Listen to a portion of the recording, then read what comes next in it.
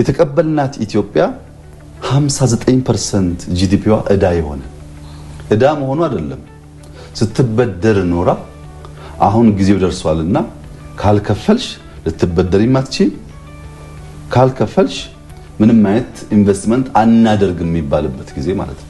አንዳንዴ እዳም እያለ የመበደር ሩም ካለ ችግር የለውም እየተበደረም ስራ ሊሰራ ይችላል።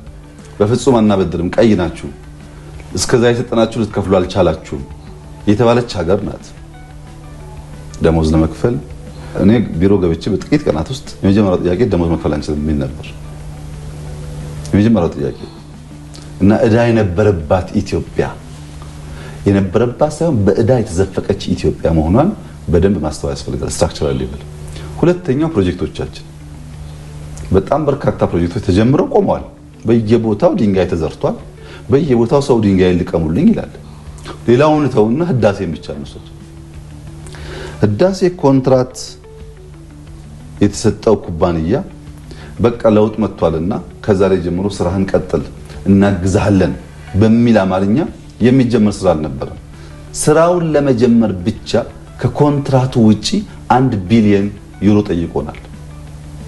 የነበረው ኮንትራት አይደለም አዘገያችሁኝ እንዳልሰራ በጊዜ አልከፈላችሁኝም ኪሳራ ደረሳችሁብኝ ያን ካልከፈላችሁኝ በቀር ስራ አልጀምርም የሚል ኩባንያ የነበረው በነበረው ኮንትራት ሳይሆን በደረሰበት ኪሳራ ኮምፐንሴት የሚደረገው ማለት ነው።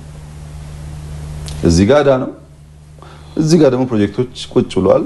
በመንገዱም በሁሉም መንገድ ጥያቄዎች አሉ። ከሁሉ ላይ ግን ህዳሴ ደግሞ እንደዚህ አይነት ከፍተኛ የሆነ ሀብት ዲማንድ ያደርግ ነበር።